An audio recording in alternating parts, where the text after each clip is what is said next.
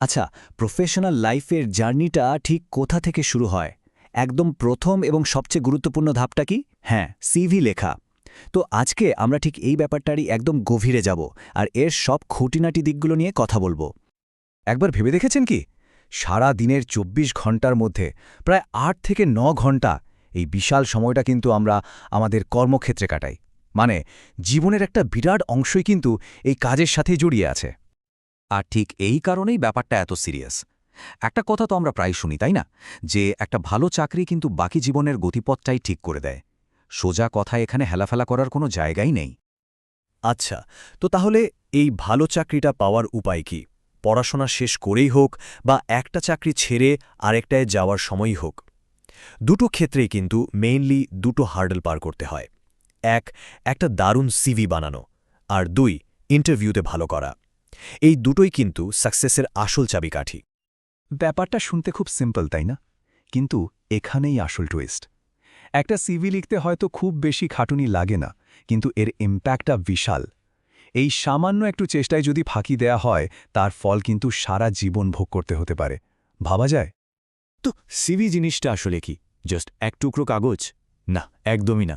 চলুন একটু ভেঙে দেখি সিভি আসলে কিসের রিপ্রেজেন্টেশন আর কেন এটাকে এতটা গুরুত্ব দেওয়া হয়।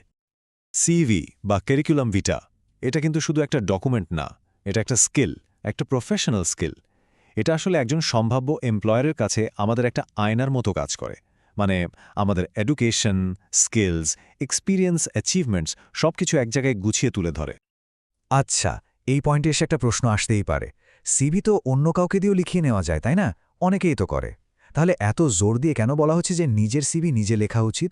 ওয়েল, এর পেছনে কিন্তু কয়েকটা বেশ সলিড কারণ আছে। তো প্রশ্নটা আবারও রাখছি, অন্য কাউকে দিয়ে না লিখিয়ে কেন নিজের সিভি নিজে লেখাটা এতটা জরুরি? চলুন এমন কয়েকটা কারণ দেখি যেগুলো নিয়ে হয়তো আমরা আগে সেভাবে ভাবিনি, আর এগুলো কিন্তু প্রফেশনাল লাইফে একটা বড় ডিফারেন্স তৈরি করে দিতে পারে। সবচেয়ে বড় কারণটা হল পার্সোনাল টাচ বা ব্যক্তিগত প্রতিফলন। যখন সিভিটা নিজে লেখা হয় তখন সেটার মধ্যে নিজের পার্সোনালিটি, স্কিলস, এমনকি নিজের চরিত্রটাও কিন্তু ফুটে ওঠে। সিম্পল লজিক, আমাদের নিজেদেরকে আমাদের চেয়ে ভালো আর কেই বা চেনে, তাই না? আর এই অথেন্টিসিটি বা সত্যতাটা কিন্তু একজন রিক্রুটার ঠিকই ধরে ফেলতে পারেন।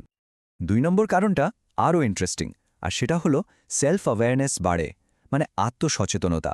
সিভি লেখার সময় কিন্তু আমাদের নিজেদের স্কিল আর এক্সপিরিয়েন্সগুলো নিয়ে গভীরভাবে ভাবতে হয়।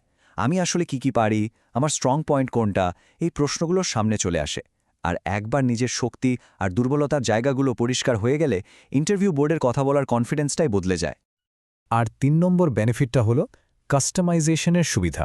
দেখুন, প্রত্যেকটা চাকরির কিন্তু ডিমান্ড আলাদা হয়, তাই না?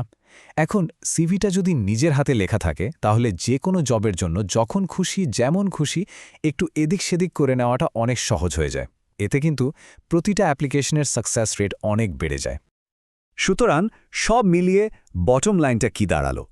এটাই যে অবশ্যই প্রফেশনালদের সাহায্য নেওয়া যেতে পারে, কোনো সমস্যা নেই, কিন্তু ফাইনালি নিজের সিভিটা নিজেই গুছিয়ে লেখা, এটাই বেস্ট অ্যাপ্রোচ। ওকে, তো কারণগুলো তো বোঝা গেল। এখন প্রশ্ন হলো শুরুটা করব কিভাবে? সিভি লিখতে গেলে কি টুলস বা সরঞ্জাম লাগবে?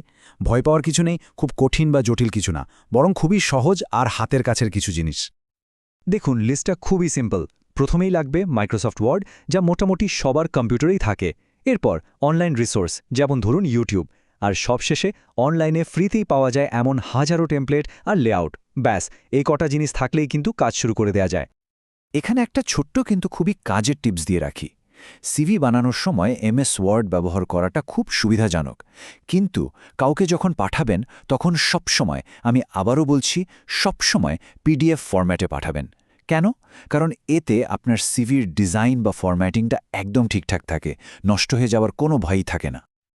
এখন অনেকেই ভাবতে পারেন, আমি তো এমএস ওয়ার্ডের কাজ অত ভালো পারি না। কোনো সমস্যাই না। এখনকার দিনে ইউটিউবে গেলেই ফ্রিতে হাজার হাজার টিউটোরিয়াল পাওয়া যায়। শুধু এমএস ওয়ার্ডই না, ধরুন আপনি একজন সফটওয়্যার ইঞ্জিনিয়ার বা একজন মার্কেটিং প্রফেশনাল, আপনার ফিল্ডের জন্য সিভি কিভাবে বানাতে হবে তার উপরেও কিন্তু প্রচুর গাইডলাইন ভিডিও দেখে আইডিয়া নিয়ে নেওয়া যায়। তাহলে সব আলোচনা শেষে মূল কথাটা কিন্তু এটাই দাঁড়াচ্ছে, নিজের প্রফেশনাল জীবনের গল্পটা, নিজের কেরিয়ারের ন্যারেটিভটা, সেটাকে নিজের কন্ট্রোলে রাখার সেরা উপায় হলো নিজের সিভিটা নিজেই লেখা, নিজের মতো করে সাজিয়ে তোলা। কিন্তু একটা প্রশ্ন তো থেকেই যাচ্ছে, তাই না? একটা পারফেক্ট, একটা আদর্শ সিভিতে ঠিক কি কি জিনিস থাকা উচিত? কোন কোন সেকশন রাখলে সিভিটা আরও অ্যাট্রাক্টিভ হবে আর রিক্রুটারের চোখে পড়বে? ওয়েল, এই প্রশ্নগুলোর উত্তর নিয়ে আমরা কথা বলবো আমাদের পরের আলোচনায়।